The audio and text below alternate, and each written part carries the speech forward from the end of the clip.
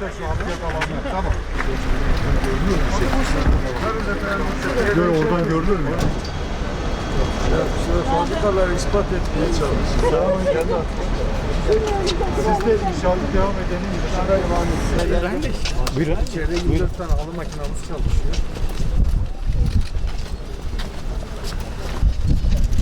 Oradan başka Sinan oraya gelsin abi. Allah'a emanet olun.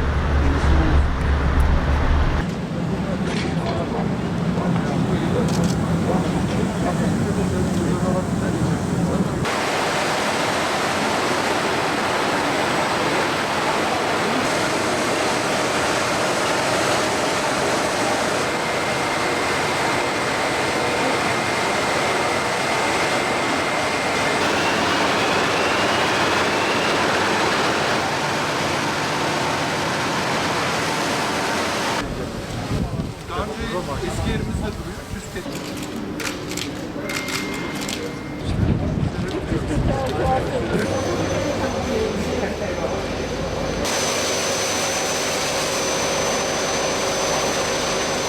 Biliyorsunuz Sayın Cumhurbaşkanımız Gaziantep'e geldi. Teknofest etkinliklerini yaptı. Ayrıca da 300 fabrikanın toplu resmi açılışını yaptı. Kamuoyunda 3-4 gündür konuşuluyor, özellikle sosyal medyada. Bunu hem birlikte gezip sizlere göstermek istedik, hem de sizin sormak istediğiniz konular varsa onlara cevap vermek istedik.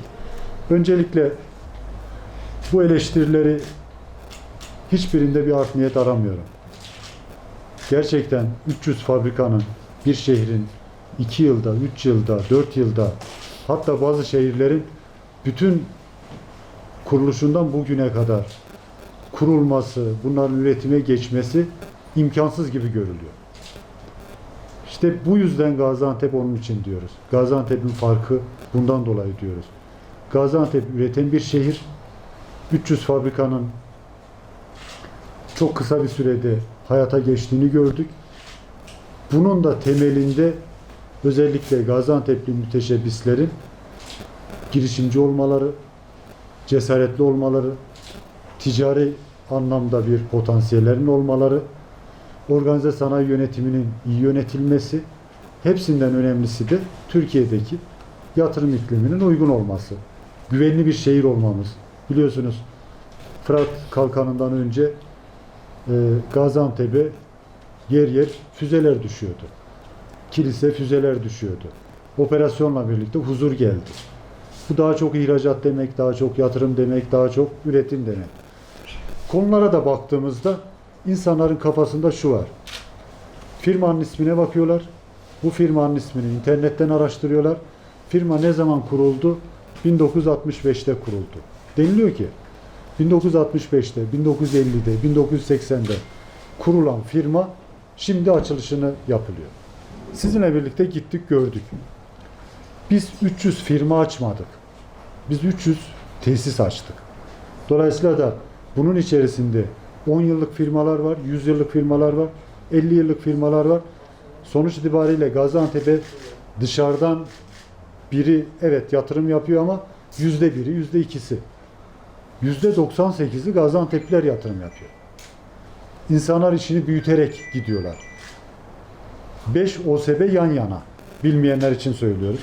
1. OSB, 2. OSB, 3. OSB, 4. OSB, 5. OSB ama hepsi aynı bölgede. İnsanlar önce 5.000 metrekareyle başlamış, 10.000 metreye çıkmış, 20.000 metreye çıkmış. En son gittiğimizde sırf 5. OSB'de onu gördük. Yine lokantaların açıldığı, eczanelerin açıldığı konuşuldu. Lokanta denilen şey Gaziantep gastronomi memleketi. Gaziantep'te gastronomiyle beraber Gaziantep ürünlerine çok sayıda talep oldu. Bu talep kendi sanayisini üretti ve bunlar Gaziantep ürünleri, Gaziantep yemekleri hazır dondurulmuş gıda olarak dünyanın her tarafına ihraç ediliyor. Türkiye'nin özellikle zincir marketlerine mal veriliyor. 100 milyon lira cirosu olan bir şirketten bahsediyoruz. 300 fabrikanın içerisinde bir fabrikanın ismi yanlış yazılmıştı. Bir fabrikada daha önceden Adalet Bakanımızın, İçişleri Bakanımızın katılımıyla açılışı yapılmıştı. Ama açılışı yapılan fabrika o tarihten sonra yeni makineler alarak kapasitesini arttırdı. Sonuç itibariyle asıl olan ne yatırım yaptığı, ne kadar ürettiği. İstatistik olarak baktığımızda bizim mantığımız daha çok fabrika açmak olsaydı Oğuzeli OSB'de son 2 yılda yani 24 ayda yapılıp da bu açılışın içerisinde olmayan 34 fabrikamız var. Nizip OSB'de son 24 ay içerisinde yapılıp da açılışta olmayan 10 fabrikamız var. İslahiye OSB'de son 24 ayda yapılıp açılışı olmayan 2 fabrikamız var. Yani merkezin dışındaki 46 fabrikayı hiç biz listeye koymadık. Aynı şekilde açılışı yapılacakları ruhsatlarının üzerinden değerlendirdik. Şu an fiilen üretime başlayıp henüz ruhsatını almayan yaklaşık 20 civarında da yine 5. OSB'de fabrika var. Gaziantep'linin fabrika açamama gibi bir derdi yok. Üretim şehri, istihdam şehri ve bu üretimi de bu insanlar yapıyor. Aynı insanın birden fazla yerde fabrikaları var. Şöyle düşünülüyor. Acaba fabrikasını bir OSB'den başka bir OSB'ye mi taşıdı? Hayır. Kapasitesini büyüttü. Taşıyanlar var mıdır? Belki 3 tane 5 tane taşıyan vardır ama yenisine de başka bir sanayici üretime başlamıştır. Bunu anlayabilmemiz için 3 tane temel kriterimiz var. Birincisi enerji kullanımı. Sonuç itibariyle 100 milyon fabrika da yapsanız çalışmıyorsa enerji kullanmayacak. Kullanılan enerjiye baktığımızda son 3 yılda %35 enerji kullanım artışını görüyoruz. Bu ayın geçen aya göre, geçen yılın aynı ayına göre artışı da %14. Bu şu anlama geliyor. Eylül ayında 2019'un Eylül ayına göre %14 daha fazla enerji kullanmışız. Enerji kullanmak demek üretim demek. Gaziantep OSB 5 OSB bitişik olduğu için diyorum. Türkiye'nin en büyük OSB'si. Türkiye'de toplam kullanılan OSB'lerdeki elektriğin %8'i Gaziantep OSB'de kullanılıyor. Sanayide kullanılan elektriğin de toplam %5'i Gaziantep OSB'de kullanılıyor. İstihdama baktığımızda 70 bin ilave istihdam var. Neye rağmen? Pandemiden dolayı küçülen, pandemiden dolayı durağanlaşan hizmet sektörüne rağmen. Hizmet sektörünün negatif etkisini kaldırdığımızda 100 binin üzerinde artı istihdamdan bahsediyoruz. Bu ne demek? Şu demek. Otelci, turizm yavaşladığı için istihdamı azaltmıştır. Lokantacı azaltmıştır. Kahvehaneler ve benzeri kişiler istihdamı azaltmış olabilir. Sanayimiz çok iyi. Üçüncüsü ne? İhracat. Geçen ay açıklanan ihracat rakamlarında Gaziantep bir önceki yılın Ağustos ayına göre %9.6 daha fazla büyüdü. Neye rağmen? Fiyatların düşmesine rağmen. Mal olarak baktığımızda 9.6 değil %20'lerin üzerinde daha fazla mal ürettiğini görüyoruz. Özetle yaptığımız iş doğru iş. Ben Sayın Cumhurbaşkanımıza teşekkür ediyorum, şükranlarımı arz ediyorum. Neden biz bu işin savunuyoruz? Neden bu işi anlatma gereği hissediyoruz? Şundan dolayı.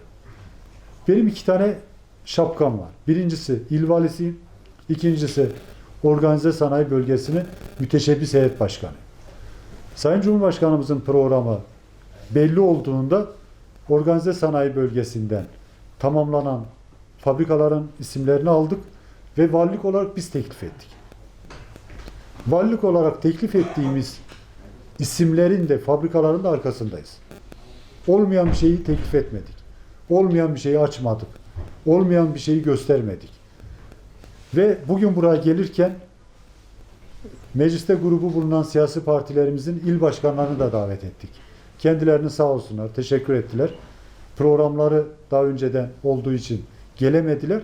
Onlarla beraber gezecektik. Bu adamlara madalya takılması lazım. Bu adamları taltif edilmesi lazım. Şehir bu haberlerden dolayı Gaziantep'li hemşehrilerimiz çok üzüldüler.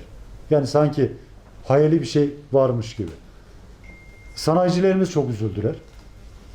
Çok büyük risklere giriyorlar, kredi kullanıyorlar, büyük fedakarlıklar yapıyorlar, istihdam sağlıyorlar, üretim sağlıyorlar. Yaptıkları işin Sayın Cumhurbaşkanımız tarafından taltif edilmesi onlar açısından da bir şeref madalyası. Bu şereften yararlanmak istediler. Mutlu oldular. Ben il valisi olarak bu yatırımı yapan insan değilim. Ama bu şehirde bizim müteşebbislerin yaptığı her yatırımdan gurur duyuyorum. Onlara teşekkür ediyorum. Onlara tebrik ediyorum. Yatırım iklimi inşallah daha da iyileşecek. 300 fabrikanın devamı gelecek. Ve 5. OSB'de şu da zaman zaman yazılmıştı. Halen boş yer var. Şunu iddia etmedik. 5. OSB tamamen doldu. 602 parselimiz var. 602 parselin biz 230 olarak kayıtlarımızı aldık ama 260'ların üzerinde şu an tamamlanan firma var. 4. OSB'de yapılanlarla beraber 300'ün üzerinde fabrika yapıldı. Son 3 yıl içerisinde, 3,5 yıl içerisinde 5. OSB'nin ne zaman açıldığı belli. 5. OSB'nin ne zaman kurulduğu belli. Sigortalıların devlette kayıtları var. SSK'ya sorsanız size söyler. Bu şehirde ne kadar sigortalı oldu. İhracat rakamları her sene açıklanıyor. Enerji kullanım oranı belli. Yani şundan dolayı diyorum, söylediğimiz rakamlar teyit edilebilecek rakamlar. Son kuruşuna kadar, son birimine kadar var mıdır, yok mudur görülebilir. Bazen de şöyle diyorlar, ya bu fabrikalar sanki Sayın Cumhurbaşkanımızın açılışını yaptığı gün açıldı gibi. Sayın Cumhurbaşkanımız bunların resmi açılışını yaptı. Takdir edersiniz ki bu 300 fabrikadan biri bittiğinde hadi bekleyeyim komşu parselim de bitsin, beraber açalım demez. Bunlar üretime hazır olduğunda üretime başlarlar. Resmi olarak da bunların bir töreni olur, seremonisi olur. O açıdan da bu fabrikalar üretimde olan fabrikalar ama bu fabrikalar 5. OSB'de son yıllarda yapılan fabrikalar ve açılışı yapılmayan fabrikalar. Devletin makinayla ilgili teşvik belgesi verdiği, devletin OSB ile ilgili kuruluşundan bugüne kadar her konusunu takip ettiği fabrikalarımız. O açıdan da şunu iddia etmiyoruz. 300 fabrika daha önce yoktu. Bugün açıldı. Yarın da üretime başladılar. Bu zaten eşyanın doğasına aykırı. Bu şehrin Büyükşehir Belediye Başkanı olarak da bu şehrin sanayicileriyle, ticaret adamlarıyla da iftihar ediyoruz. Sayın Valim çok detaylı bir şekilde açıkladı. Tabii küresel bir sorun var. Dünya durdu. Dünya durduğu yerde Gaziantep koştu. Aslında bunu anlayabilmeleri için Gaziantep modelini anlamaları gerekiyor. Ve Gaziantep'in nasıl iman varsa imkan vardır anlayışıyla Gaziantep'in sanayicisinin sanayici ruhunu bilmeleri gerekiyor. O yüzden Gaziantep Büyükşehir Belediye Başkanı olarak aynası iş Türk için lafa bakılmaz diyoruz. Güneş balçıkla da sıvanmaz diyoruz. Eğer bu konuda bir endişeleri varsa Ankara'da masa başında oturup Gaziantep'le ilgili yorum yapanları ben Gaziantep Büyükşehir Belediye Başkanı olarak Gaziantep'e davet ediyorum. Gelsinler, buradaki üretimi görsünler, buradaki istihdamı nasıl sanayicimizin iş aşure ettiğini görsünler ve Allah'ın izniyle Sayın Cumhurbaşkanımızın bugün geçen hafta açtığı 300 fabrikaya yeni 300 fabrika açmak için nasıl dağları deldiğini görsünler, nasıl harfiyatlar yaptığını görsünler. Bu iş aşk işi, bu iş memleket sevdası işi. Bu sevdayı yüreğinde hissetmeyenler bunu anlayamıyorlar. Ama bu şehrin iklimi bunu gerektiriyor. Bu şehirde insanlık tarihi kadar eski mağaralardan gelip 10 kuşak burada üretim yapan büyük bir sanayi altyapısı var. Eğer bugün bu maskeleri Sayın Cumhurbaşkanımız 140 ülkeye sağlık seti gönderdiyse Gaziantep'in sanayicisinin 90'lı yıllarda yaptığı yatırımdan dolayıdır. Kumaşçılarımız büyük bir istihdamla yollarına devam ediyor. Sayın Cumhurbaşkanımızın Gaziantep'e gelişiyle bir açılış programı vardı. Orada bizim yanlış bir hatamız, diyelim bir firmamızın yanlış ismi yazmamızın buralara kadar geleceğine çok üzüldüm ve çok bu konuda özür dilerim kendi adıma. Fakat şunu gezdik ki, araziyi de gezdik. Biz yaptığımız organize sanayi bölgesi son 1,5-2 yılda enerjinin %37 arttığını, istihdamın 45 bin olduğunu ve 2023 yılında 1100 olan tesisimizi 1500'e çıkaracağımızı, 250 bin istihdama çıkaracağımızı söylemiştik. Bu söylediklerimizin arkasındayız. Türkiye'nin en büyük OSB'siyiz. Bu OSB'mizle de gurur duyuyoruz. Bu yatırımlar yaptığımız için gurur duyuyoruz. Şehrimizle gurur duyuyoruz. Ülkemizle gurur duyuyoruz. Belki firmanın birisinin ismi A olmuş, B olmuş, C olmuş, oraya takılmayalım. Bu yatırımlar burada var mı? Bu altyapı var mı? Bu sanayici burada mı? Burada. Görmek isteyen, bakmak isteyenlere kapımız sonuna kadar açık. Her türlü bilgiyi verebiliriz. Ama ismi A olmuş, B olmuş.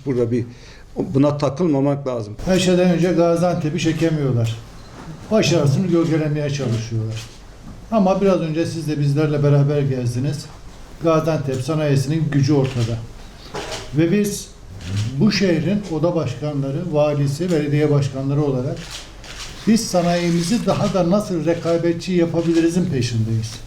İşte şu anda yakın zamanda açılışını gerçekleştireceğimiz model fabrikayla Gaziantep'i daha rekabetçi hale getireceğiz. Zaten Gaziantep dünyanın en rekabetçi şehirler arasında yer alıyor.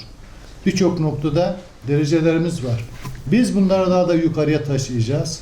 Ve biraz önce başkanımın da söylediği gibi Türkiye'nin üzerinde 2 katı, 3 katı büyüyen bir Gaziantep'i hep beraber göreceğiz. Başarımızın devamı gelecek. Ben sanayicilerime güveniyorum. Sanayicilerimle beraber Gaziantep'i çok daha yukarılara taşıyacağız. Bir iki isim yanlışına takılmak bu başarıyı gölgelememesi lazım. Sonuçta kazanan Gaziantep, üreten Gaziantep. Biz oda başkanları olarak burada neden bulunuyoruz? En başta bu 300 fabrikanın sahipleri bizim üyelerimiz.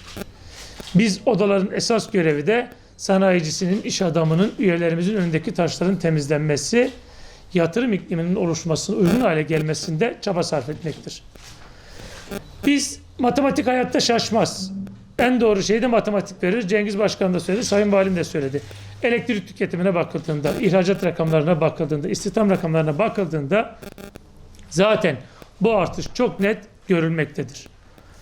Art niyet aramıyoruz. Kesinlikle öyle bir niyetimiz yok ama biz yine söylüyoruz. Gaziantep üreticisi, Gaziantep iş adamı, Gaziantep sanayicisi siyasetin dışında işini yapar, üretir. Yanı başında savaş varken fabrika kuran iş adamı, yanı başında savaş varken istihdam sağlayan iş adamı işine bakar. Biz Gaziantep için ve Türkiye için üretmeye devam edeceğiz. Üreteceğiz.